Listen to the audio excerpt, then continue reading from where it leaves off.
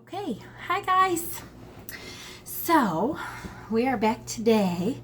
I wanted to read one of the other Mabon children's books that I have because coming up on Saturday is Mabon. I'm working diligently on rituals for Mabon, and there's so much information from Mabon, and it's funny because it's one of the holidays for the pagan religion that is the newest. There isn't a lot of like ancient traditions for it because it wasn't celebrated as Mabon. It's a fairly new Sabbath. Now they did celebrate the equinox, but a lot of people will say it's the pagan Thanksgiving. So if you're American, you know what Thanksgiving is. It's all about the harvest and stuff. It's the second harvest holiday for sure. But this is one of those Sabbaths that just doesn't have a whole lot of rich history. It's got a little bit. And there's so I think because of that, a lot of people have written books to try to enhance what we don't have, in our history. So like this is one of the great ones. I'm getting a lot of great information. And then there's this one. And there's this one.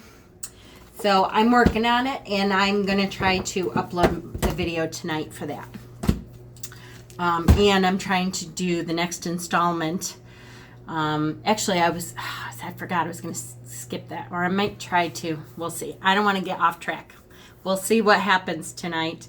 I don't believe it's supposed to rain, so thank goodness I should be able to upload a couple of videos tonight. And if not tonight, then definitely tomorrow because it's only my half day, but I think tonight. So let's get going. So we gather together. So this is one of those great children's books that is really good. You know that I try to collect the children's books that talk about our holidays and are nature-based. And this one specifically talks about the equinox specifically. So I thought this was a great one. This is by Wendy Pfeffer, and she has several of them. I'm trying to think, do they list any of her other books? She has The Shortest Day, which is this winter solstice book. The Longest Day, which is the summer solstice book. And she must have the other equinox, I would think. I can't remember seeing that one. Maybe she hasn't come out with that. Okay, but this is We Gather Together, Celebrating the Harvest Season. And it's illustrated by Linda Bleck. Here, I'm going to do it this way. Okay. So these are great images too, guys. So during early autumn, in the northern part of the earth, chipmunks pack their cheeks full of seeds to store in underground burrows. Red fox pups hunt for rodents and fruit to eat, then bury leftovers to dig up when food is scarce. Beavers store twigs and sticks underwater to chew when ice covers their pond. I love the little bear. As the sun appears lower in the southern sky each day, the sun rises later each morning and sets earlier each evening. Days grow shorter, the nights cooler, and the growing season ends. Time to prepare for winter. Black bears gobble honey, grubs, fruits, and roots, building layers of fat for the cold days ahead. I guess I'm part black bear. People pick purple grapes, yellow squash, orange pumpkins, and crisp red apples. They husk corn, gather nuts, rake cranberries, and enjoy the harvest season. But today, there's little need for them to stockpile food for winter as the animals do. Ships, trucks, and cargo planes transport it from parts of the world where fruits and vegetables are still growing. When it's winter in the northern hemisphere, food is brought in from the southern hemisphere, where it's summer. So you can see, this is the equinox schedule here. So we have, here's fall, the autumnal equinox. Day and night are equal. Then it goes to fall. Nights are longer than days, and days are getting shorter. It's time to harvest. Winter solstice is the shortest day of the year with the least sunshine in the entire year. Then it goes to winter. Nights are longer than days. Days are getting a little bit longer, and spring is coming. Spring or vernal equinox. The day and night are equal again, just like the autumn, but now it's spring. Spring, days longer than nights, days getting longer, seedlings sprout. Summer solstice, the longest day with the most sunshine. And then summer, days longer than nights, days getting shorter, crops grow. And then we're back to the fall.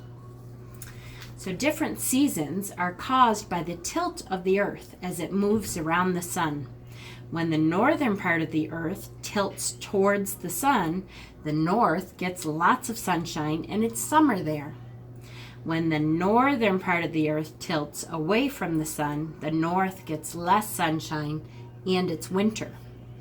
Between summer and winter, around September 21st, the sun crosses the equator and shines equally on both the northern and southern parts of the earth.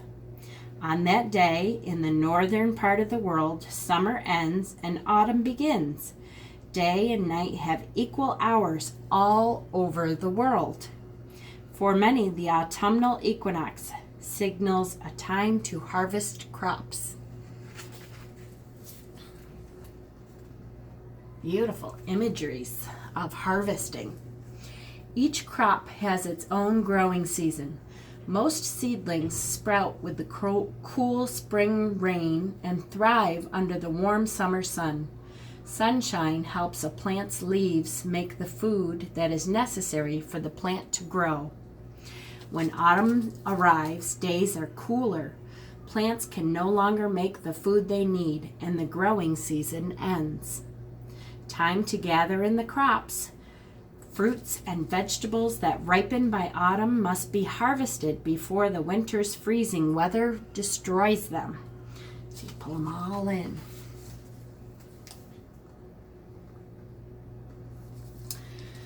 "300,000 years ago, no one knew how to plant seeds to produce a bountiful harvest. Cave dwellers picked berries, collected nuts, dug roots, and gathered wild plants. Winters were hard for them. They had to live on what they gathered and stored in the fall."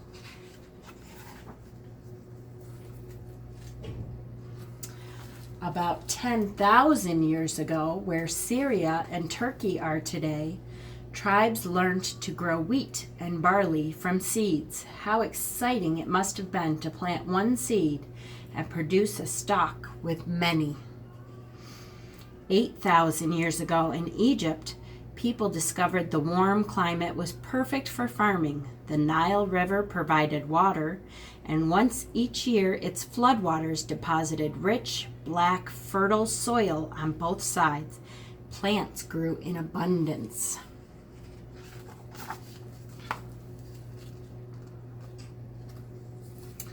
Gradually, farming spread to Asia. About 5,000 years ago, people grew food in a crescent-shaped area where Iraq is now. The Tigris River and small streams that fed it turned valleys into a fertile crescent of rich farmlands. Each autumn, in many lands, men, women, and children worked all day, and even at night under the light of a bright harvest moon. They cut rice, threshed wheat, and gathered bundles of barley. A good harvest meant plenty of food to eat in the fall, and more to store for days when food was scarce. Time to rejoice and have fun after hard, back-breaking work.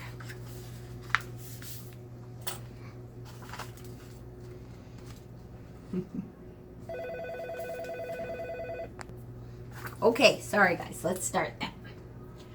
There we go. Oh, I need my glasses on. That would not have worked. Over the centuries, people celebrated plentiful harvests and passed down traditions at different times, in different places, and in different ways. All over the world, harvest celebrations from the past are still being carried on today. Jewish families have gathered together at harvest time for over 3,000 years to celebrate Sukkot. I apologize if you're Jewish, I don't know how to pronounce that. During this 8-day festival of Thanksgiving, they wave palm, myrtle, and willow branches, then point them in all directions to show that God is everywhere. Some Jews build a hut called a sukkah, like the ones farmers once stayed in to be near their crops during a busy harvest. They decorate the huts with fruits and vegetables, then invite friends and family over to share food and friendship. These pictures are great. People in southern India have celebrated Pongal, a 4-day rice festival, for over 2,000 years. On the first day, they decorate their front doors with rice flower designs and give thanks to the rain gods. On the second day, they cook pongal, a sweet rice pudding, and offer some to the sun god. On the third day, they honor their cattle to thank them for pulling the plows.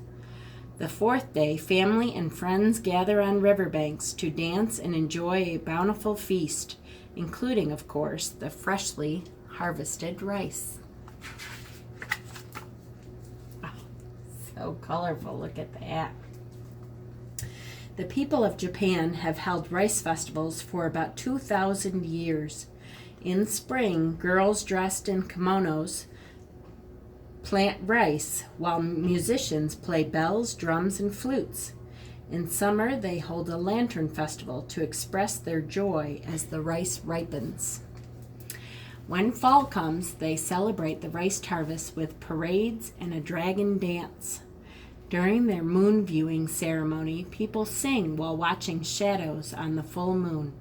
Many think the shadows show a rabbit making rice cakes. Oh, how cool. For over 700 years, Nigerians have held a fall festival to give thanks for yams, the first crop harvested. On the night before the festivities begin, the old wrinkled yams are thrown out. The next day, new yams are offered to the gods and ancestors in appreciation of a successful harvest. Dancers wear raffia skirts and masks that portray turtles, lizards, trees, and the sun or moon to celebrate a cycle of nature.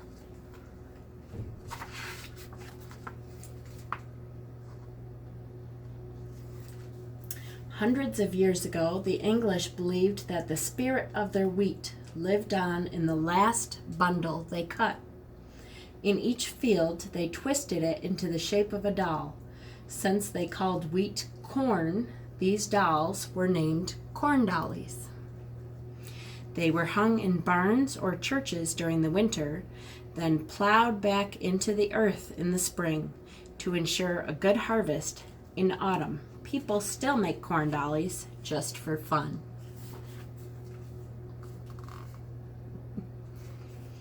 Pilgrims from England arrived in America in the fall of 1620, too late to plant crops. That winter, many died from hunger and sickness. When spring came, the surviving pilgrims sowed wheat seeds. A Native American tribe, the Wampanoags, showed them how to plant maize or corn. The following autumn, the harvest was fruitful. The pilgrims planned a celebration to share this blessing. Wampanoag men hunted and killed 5 deer to bring to the feast. The pilgrims stayed busy too. Men brought ducks, geese, turkey, fish, and oysters. Women prepared cornbread and cranberries, while children turned meat on spits over an open fire. Games and feasting lasted 3 days. Bountiful harvests have been celebrated since earliest times. People all over the world still celebrate a fruitful year of farming with fun feasts and festivals.